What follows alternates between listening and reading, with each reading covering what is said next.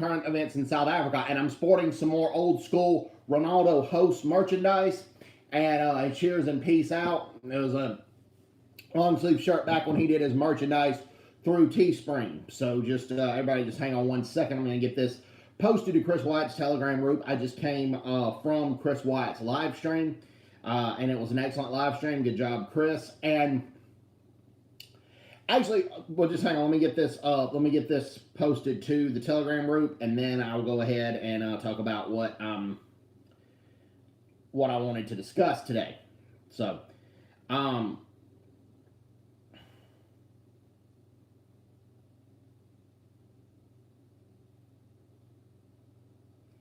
okay, Cameron Heslop says, "Hey, Brett Sessoms, hey, Cameron, how are you?" And, okay, just posted it to Chris White's Telegram group, so let's just go ahead and talk about what the idiot Minister of Basic Education, Angie Motshekga, if I mispronounced the lady's name, I apologize, but she had talked about only uneducated men rape, that educated men don't rape, and that is just a lie, okay? Now, you need to have education in that situation because it helps people who have been victimized by rape how to respond properly and how to respond effectively.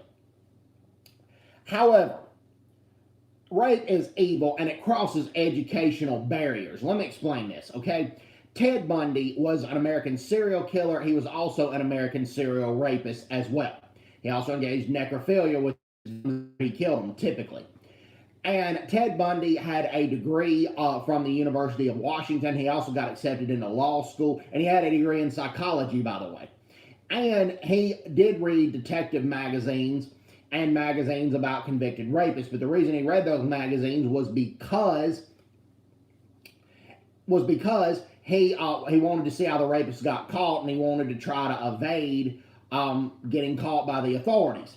And Ted Bundy also got accepted into law school at the University of Utah. He could have easily been a lawyer had he not been consumed with murder 24 hours a day, which he basically was. So for her to make a statement, an idiotic statement saying only that educated men don't rape is just outright ridiculous. It's outright ridiculous for somebody to say that educated men don't rape. And Ronaldo Host did an excellent I don't have that host in my throat. I'm not Afrikaans to pronounce his name correctly, but he did an excellent video on that subject. So props to Ronaldo for addressing that issue, and the Minister of Education should at least apologize, but she should have to resign or be demoted or be fired for making such an idiotic and outlandish statement, in my personal opinion. All right.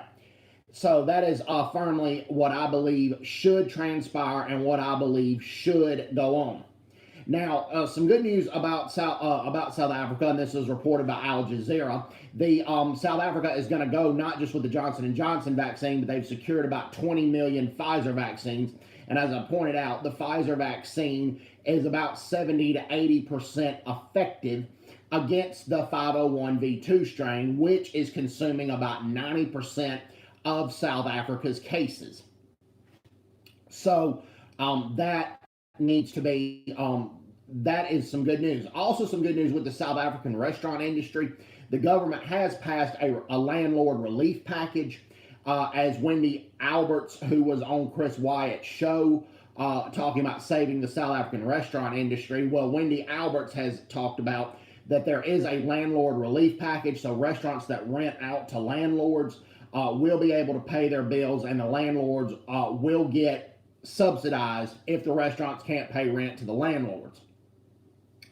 That is some very good news, because the South African restaurant industry, due to the lockdown and due to some ridiculous measures in the lockdown, is going to be in trouble. Now, the American restaurant industry is losing money, but the American restaurant industry is going to be saved because lots of people are still able to go order takeout. They're able to most of the restaurants don't have ridiculous curfews as well, and a lot of restaurants are able to operate effectively through curbside service and through the drive-thru. So that is what I wanted to address as well. Now, it's President's Day in the United States. Mail's not running today. Also, mail's not running today. Also, the stock market is not running today. And President's Day, we celebrate the birthdays of George Washington and Abraham Lincoln. Now, it's not on this day, but that's when we celebrate it. So it's an observed day. And I highly admire George Washington, and I'm going to explain and tell you guys why I admire George Washington. George Washington served President of the United States for 2 terms, for 8 years. And he stepped down. He had enough popularity, he could have ran for a 3rd term, but he didn't want to be the U.S.'s next king, or the first king. He wanted to be the president. He wanted to instill a democratic system of government no matter how popular he was. He became America's first president when he could have easily became America's first king. And that is not, and that is a very honorable thing to do. Also, when he was general of the Continental Army in the American Revolution, George Washington served without pay. He didn't pay. He chose to serve and command the entire Continental Army without pay, and that was also a very honorable thing to do. He also never lied in his life. He never cheated. He never stole. Now, he had a very fiery temper, and while he was faithful to his wife, Martha Washington, and he raised her kids, his stepkids, like his own, he also basically married her for her wealth, her influence, and her status. Nevertheless, he didn't really love her, but he nevertheless courted her and remained faithful to her. That is the truth about George Washington. So, yes, George Washington did own slaves, but one, he never beat his slaves, never raped his slaves. One of Martha Washington's relatives had, I believe it was her cousin, had sexual relations with one of one of his slaves, but he basically wouldn't welcome the cousin into the house after he found that out. When some of the slaves escaped, yes, he did ask for the slaves back in the newspaper, but he also refused to send the search parties after the slaves, and he refused to send hunting dogs after the slaves. And really the only reason he asked for the slaves back was because he did not want his plantation burned to the ground by his neighbors, which was commonplace if you tried to treat your slaves reasonably well. So I don't believe we need to take George Washington out of history books. I don't believe we need to take George Washington's legacy away. George Washington did free his slaves at the end of his death. And one of the descendants of the slaves to this day is still a tour guide at Mount Vernon. Mount Vernon was George Washington's Virginia home. So yes, Washington, and now Washington had his reservations and his opinions about blacks. I'm not going to deny that. He had some misconceptions about them. He said that they were extremely poor workers except under the closest of supervision, which is not true. But he also said, despite that, it did not justify owning human beings like cattle. So I firmly believe we don't need to take George Washington out of history books. And the sad part is, in California, Abraham Lincoln, the guy who basically helped free the slaves and set the country on the path the most of the abolition of slavery, and he definitely helped in the expansion of slavery. Like it or not, he did. He helped in the expansion of slavery. Well, a lot of California schools are taking Abraham Lincoln out of textbooks. They're taking Abraham Lincoln statues down, and they're renaming schools that were named after Abraham Lincoln because Lincoln had said some racist things in the past. And that is just outlandish to do something like that, because Abraham Lincoln, when he came into power, one of the first things he wanted to do was order to stop the expansion of slavery. A lot of southern states were trying to go into these new territories and bring their slaves in. Well, Article 4, Section 3 of the Constitution, the U.S. Constitution, gives the federal government the right to decide what happens in these new U.S. territories. Well, Abraham Lincoln was going to make those territories slave-free. And that is why when Abraham Lincoln was elected president, both South Carolina left the United States of America first. Unfortunately, my home state of Mississippi was the second state to do that. But Abraham Lincoln remained steady to his principles, the preservation of the Union, and also, and he said he felt like he couldn't free the current slaves because he felt like he had no constitutional power to do so. But with the Emancipation Proclamation, that's why it freed the slaves in the southern states. The southern states were in rebellion against the United States. And so Abraham Lincoln passed the Emancipation Proclamation. He signed it into law in 1863. So, and Abraham Lincoln did embrace states' rights. He embraced states' rights, but under the U.S. Constitution, Article 4, Section 3 of the U.S. Constitution gives the federal government the ultimate right gave the federal government the ultimate right to decide what happened in these newfound territories. So that's that. All right. Thanks to everybody who has tuned in. God bless you guys. Thank you all for tuning in, and thanks for listening. So that is an update on President's Day.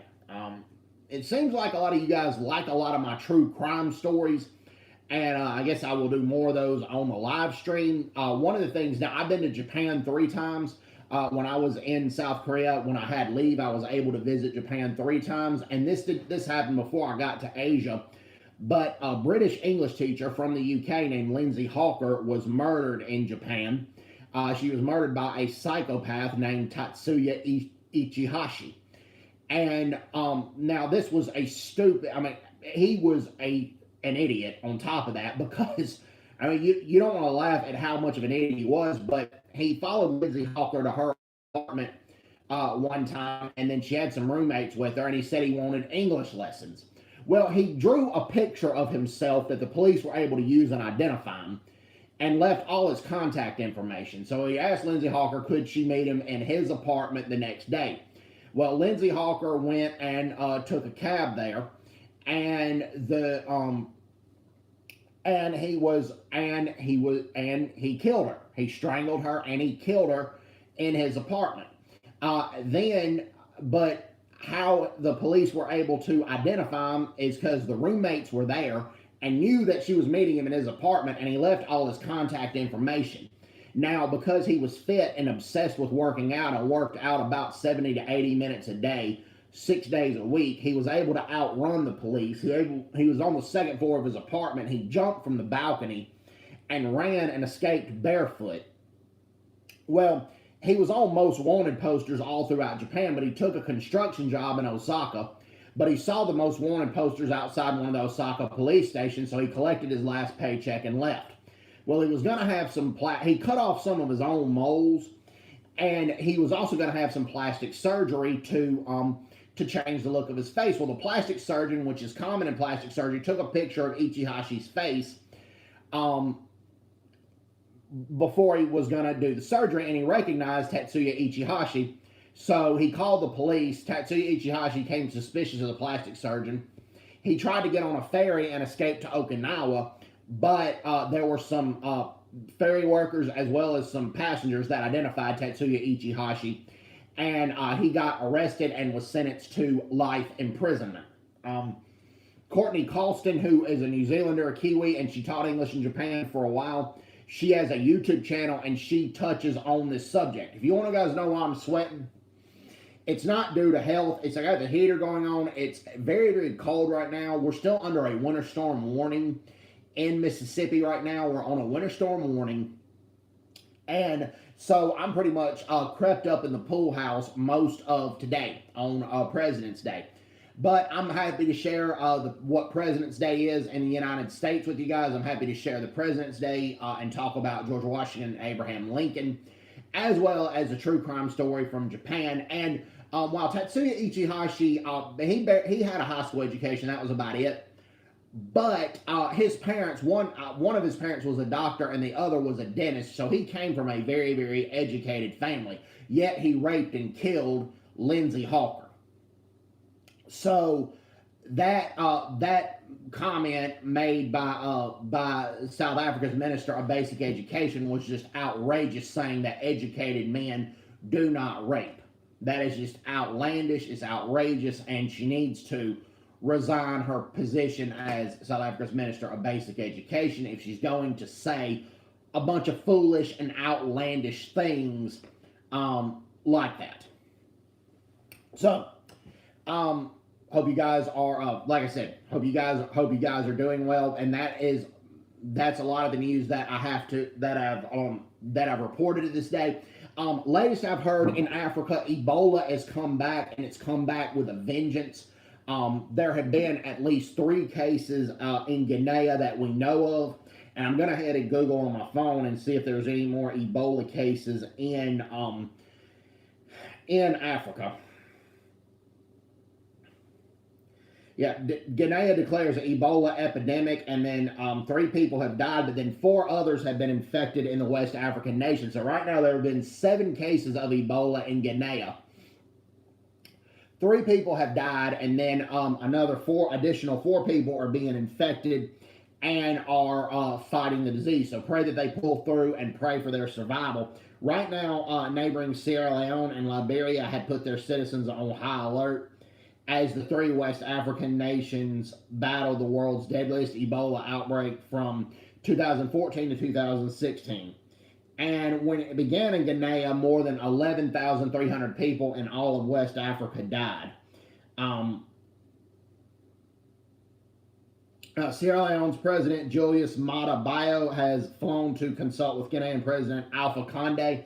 So just pray for Sierra Leone's president, and pray for Guinea's president as well. And it says here that Guinea's new Ebola outbreak occurred in Nzerikore in southern Guinea, where health officials detected suspicious cases of Ebola patients presenting symptoms of diarrhea, vomiting, and bleeding.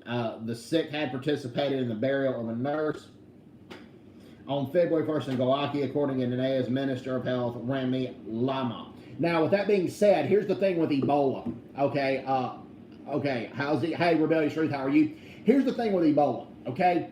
That Ebola virus is still in the person 2 to 3 days after the person dies. And in West Africa, there's 2 things. There's quick burial, and immediately after the person dies, there's a washing ceremony of the deceased body.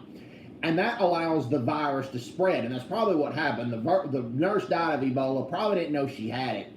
And the people washed the body of the nurse, and then they contracted Ebola. That's probably what transpired.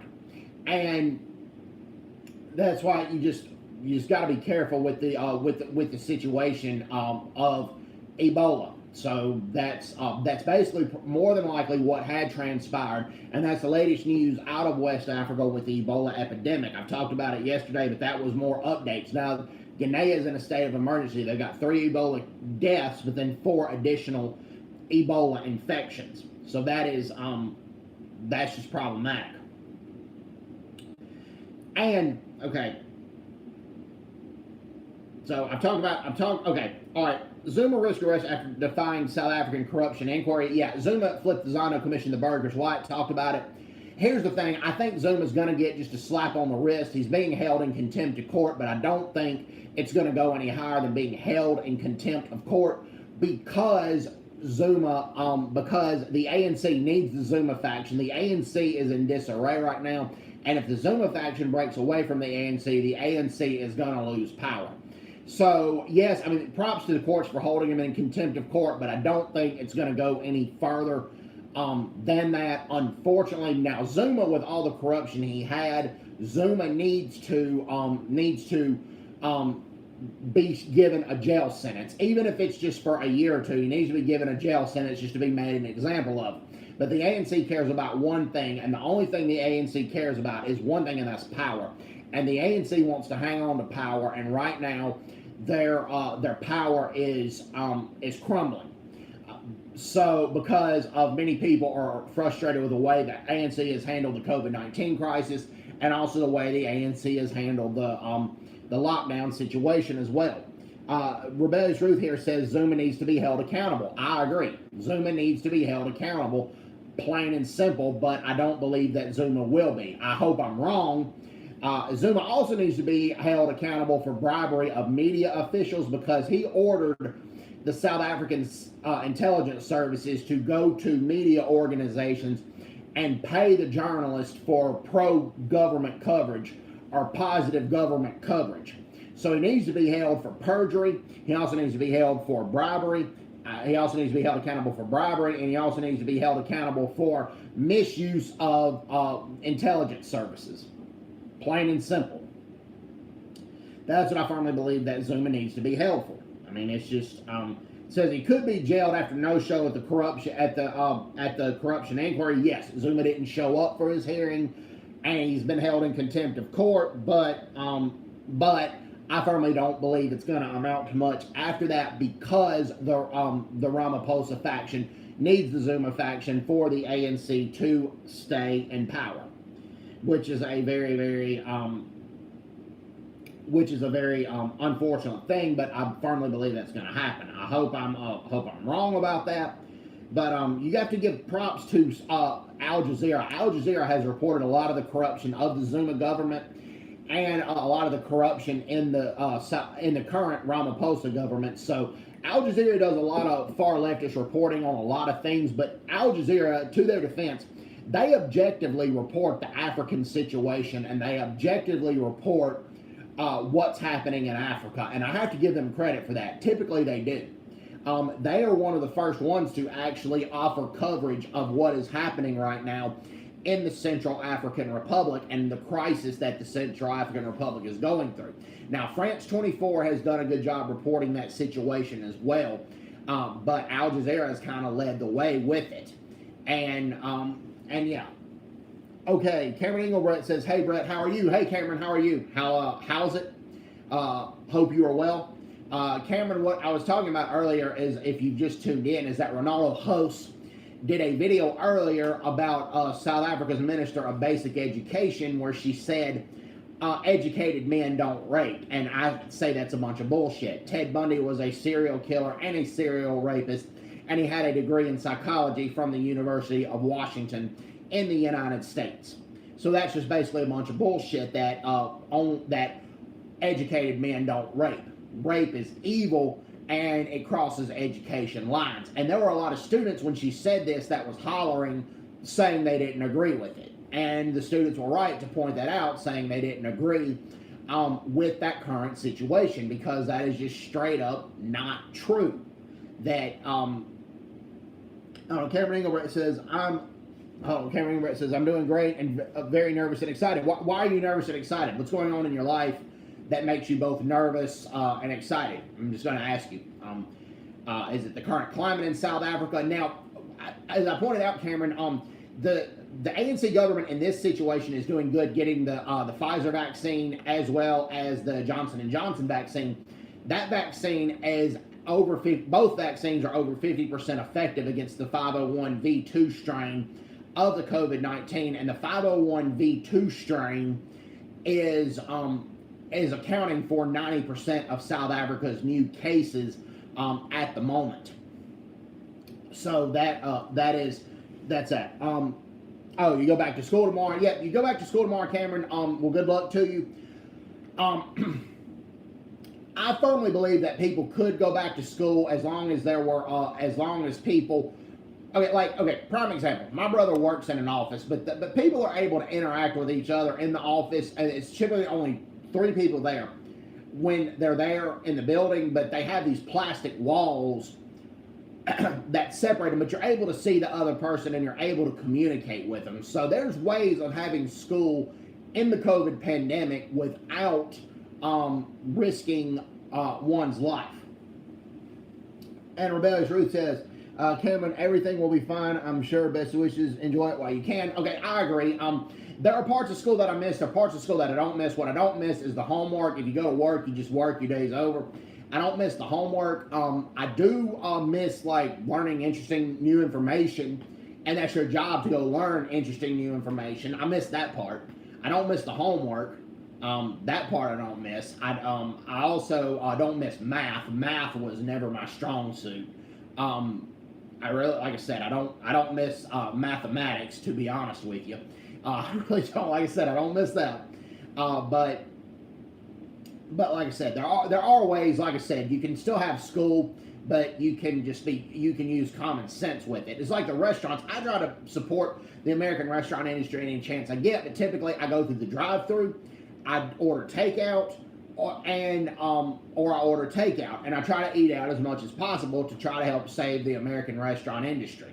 There's ways you can still function in this COVID-19 pandemic, even if you have not been vaccinated.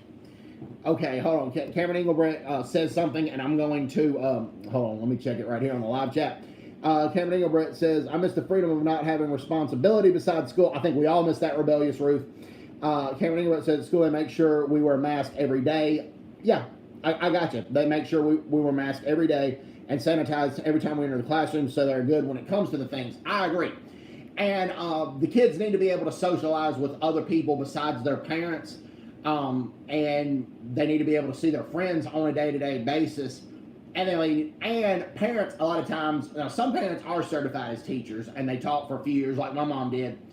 But when she had me, she became a stay-home mom.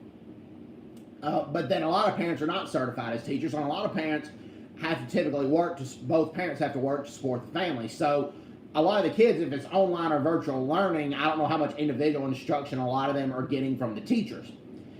So Cameron, I wish you all the best. Glad you are going, and glad you're getting to go back to school to see all your peers, all your friends, and if you got a girlfriend, props to you, and you get to see her as well.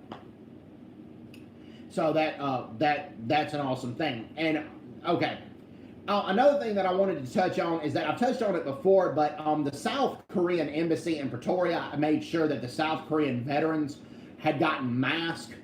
Medical mask, but they had to deliver it a lot themselves. The ANC government largely neglects a lot of these veterans because these veterans were white, and yes, they came to the Korean War 2 years after apartheid began, but they fought on the right side of the Korean War. The North Korean government was one of the most communist and totalitarian regimes to ever walk the face of the earth. But it's sad that the South Korean embassy is the one that's having to deliver a lot of these medical masks to the South African Korean War veterans. One of the guys that they delivered the mask to, which I saw the picture, was a veteran who was 89 years old. He was a young pilot in the Korean War. He got shot down, but an American U.S. Navy helicopter picked him up and rescued him. Well, the defense attaché to the South Korean embassy in Pretoria went to deliver medical masks to him. It seems like the only veterans that get any benefits in South Africa are the Umkhonto we Sizwe veterans. That the Korean War veterans are largely neglected. And when you're 89, 90 years old, the COVID-19 affects you a lot more. And I knew a guy who, not a Korean War veteran in South Africa, but he was American, and his dad was 81 years old and recently had died from the COVID. And he had ventilators all in him. And, you die slow and in pain and on the ventilator from COVID-19. And for the South African government to neglect these veterans like that, that is just asinine, it's stupid, and it's ridiculous. And we all know how much the ANC embezzles a lot of those public health care funds. We also really know that Cyril Ramaphosa does not run the country of South Africa. The person who runs the country of South Africa is Ace Makashula, which is which basically heads the ANC. And Cyril Ramaphosa admits that he's an ANC cadre member first, and he's a South African second. Cyril Ramaphosa is not doing anything without getting permission from Ace Makashula. And Ace Makashula needs to be in jail with all the corruption that the African National Congress has done under his watch. But sadly, just like I don't think Zuma will go to jail, I'm not trying to sound negative, but just like I don't think Jacob Zuma will go to jail, I don't think Ace Makashula will go to jail, and I also don't think that Ace Makashula will ever be held accountable for what is going on in South Africa. Now, I'm going to ask my viewers this. I'm not trying to touch on a touchy subject. But, okay, like in America, I've known people who've been victimized by crime. I've known people who have never had their house broken into. I had an uncle, I had a maternal uncle that was murdered 1 year before I was born. I never knew him. He was murdered not because of his race. He was murdered by an African-American guy, but it wasn't because of his race. It was over illegal gambling. The guy found out he won a bunch of money and went and killed him for his money. It was a crime of opportunity. It had nothing to do with race. How many of you guys have been victimized by crime? It seems like every single South African I met when I was in South Korea has been a victim of crime. All of them I met had friends that either had been raped or murdered. Maybe not their closest friend, but every single South African I've met. Okay, the Brew says, Cameron, yeah, I hope you were able to have Valentine's with your girlfriend, if that was you, Cameron Engelbrett. I know the brew has talked about before being a victim of crime. Almost all South Africans I've talked to have been a victim of crime some way or another. One lady I talked to when I was in South Korea who was South African, her dad got shot by criminals, and fortunately it wasn't in a fatal area, so he was able to fight off the criminals and drive himself to the hospital. Fortunately, he survived. But yeah, one lady I met, her her job in South Korea was delayed because her passport and all her visa information was stolen. They had bars on their windows. But it was a very, very nice breezy day, and they wanted to feel the wind blowing, and so they let their windows down, but the bars were still there. But some criminals got a coat hanger, and they were able to get the purse that way. And that's why her trip to Korea was basically delayed, because all the visa information was in her purse. So I remember hearing those stories. I heard those stories. So yeah, so I ask you, Rebellious Ruth, Brew, Cameron, Ingebrigtsen, have you guys been victimized by crime? Have you guys ever had your homes broken into, your cars broken into, or anything like that?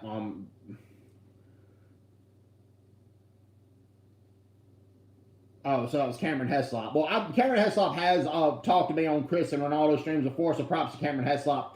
Props to Cameron Heslop for that. But yeah, that's just an unfortunate reality. And a home car twice. Ouch. Had your home car broken into twice. Ouch. I mean, that's sad, but at least it wasn't your house. Like I said, at least it wasn't your house.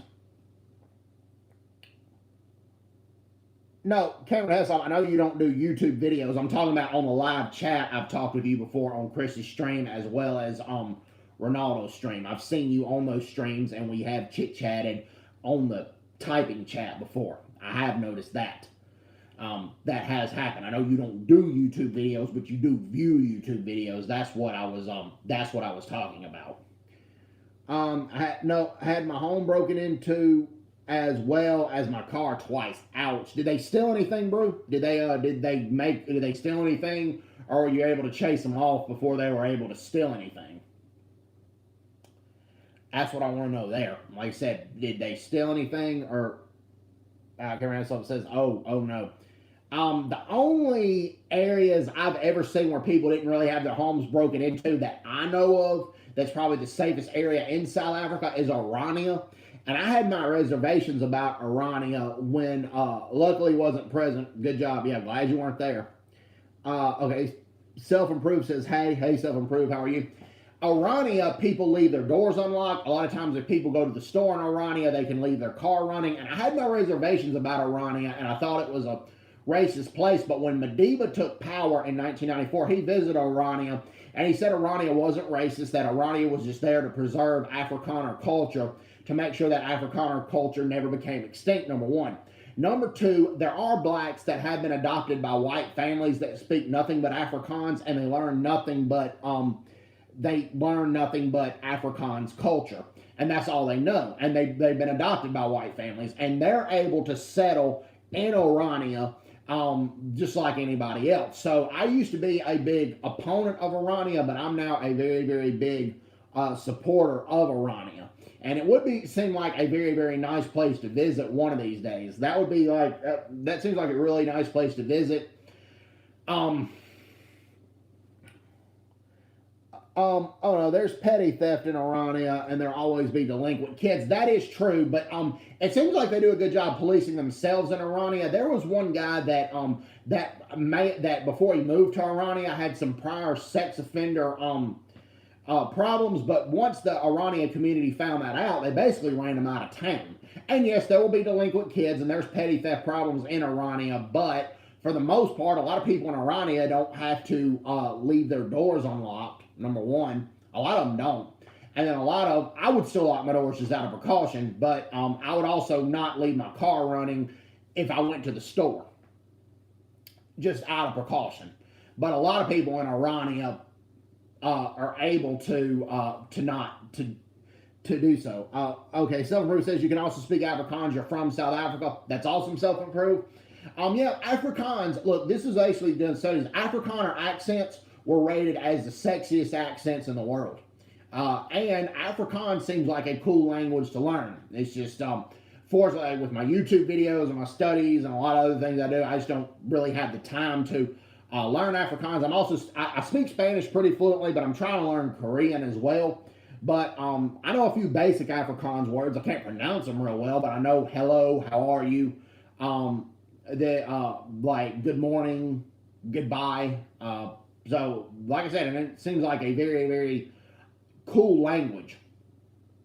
And so I don't blame the people for starting Orania to make sure that their culture was going to be retained and going to be preserved. I really am happy that they were able to do so. And because, I mean, aside from apartheid, the Afrikaner heritage has a pretty cool heritage in terms of the Boer War, fighting against British imperialism, in terms of World War One. Yes, there was an Afrikaner rebellion against that, but there were also a lot of Afrikaners that sided with Jan Smuts in World War One and wrestled Southwest Africa away from the Germans. And then the South Africans in World War II were actually 60% Afrikaners, 40% South Africans of English ancestry. So aside from apartheid, the Afrikaner heritage has a really, really cool history. I firmly believe. So I was glad that Orania, like I said, was able to be preserved. So that's basically it's basically. But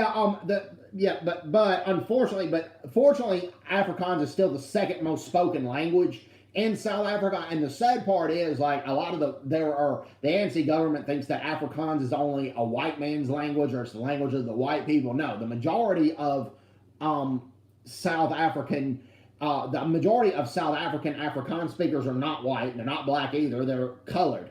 The Cape Coloreds are some of the heaviest Afrikaans speaking Afrikaans speakers in the country, and many of the coloreds in Cape Town are way more comfortable in Afrikaans than they are in English. Now, a lot of the coloreds in Joburg, it's a different story. In Joburg, typically English is used a lot more common, but in the Cape, Afrikaans is the most common language used in there. So it's not just the white South Africans that are speaking Afrikaans.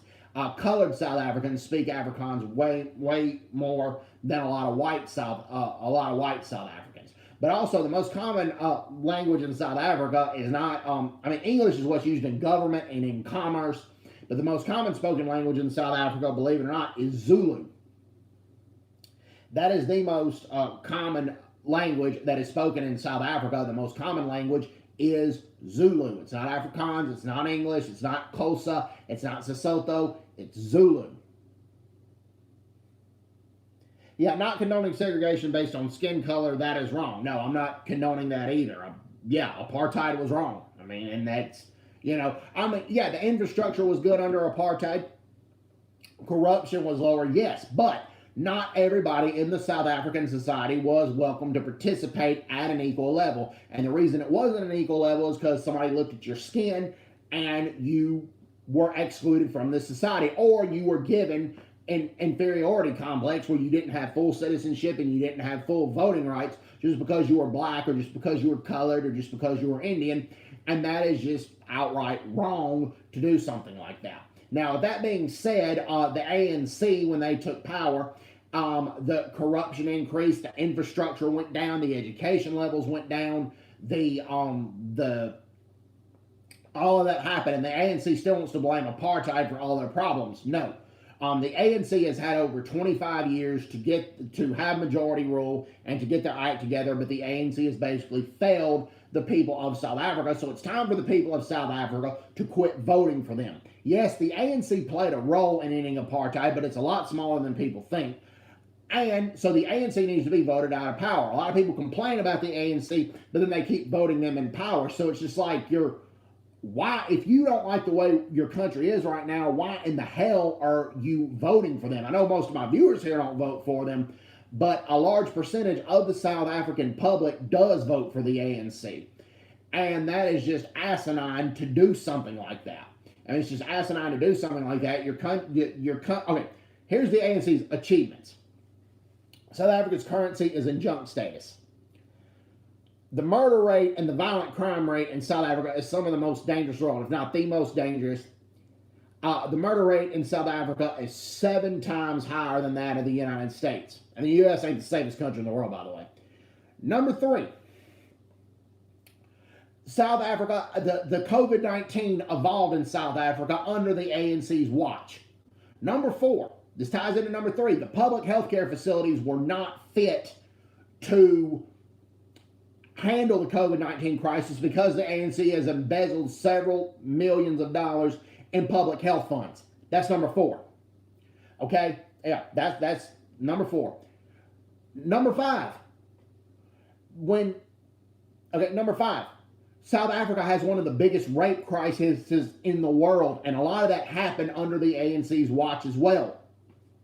So if all this is going on under the ANC's watch, why in the hell are you voting for them?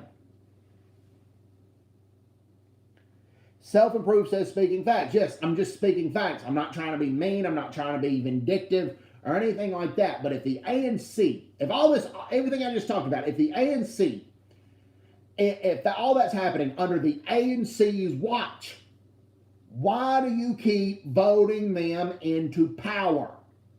It doesn't make any damn sense. It doesn't. It's just, there's your logic right there. I mean, it just doesn't compute. It doesn't ideologically compute. It's just asinine that people would do something like that and vote the ANC, keep voting the ANC in power. I'm not calling for a return of apartheid. I'm not calling for a return of the old flag. I actually hate the old flag. I'm not saying that. It's that old flag. You have the British flag and the other two Afrikaan free Transvaal, the flag of Transvaal and flag of the Free State. It's exclusionary. I like the new flag a lot better. But you can vote in a new political party that's racially inclusive and racially diverse and wants to make South Africa a better place. Not just the DA, the Inkatha Freedom Party. They've stopped being a Zulu-only party, and they're now allowing white and Indian members. The African Christian Democratic Party. You can push those parties to go into coalition with one another, and they will make South Africa a better place. You can also cope with Minister Lakota. Minister Lakota had a falling out with the ANC because he didn't agree with a lot of their anti-white mess. He didn't agree with a lot of their corruption mess. And Mr. Lakota, Member of Parliament Lakota, was an anti-apartheid activist. He served prison time for opposing a racist apartheid government. Many ANC leaders, aside from Nelson Mandela, didn't serve a day in prison for opposing apartheid. Many of them fled the country into exile, into a lot of camps throughout Zambia, Angola. And that's where they went. In the 80s, Zimbabwe.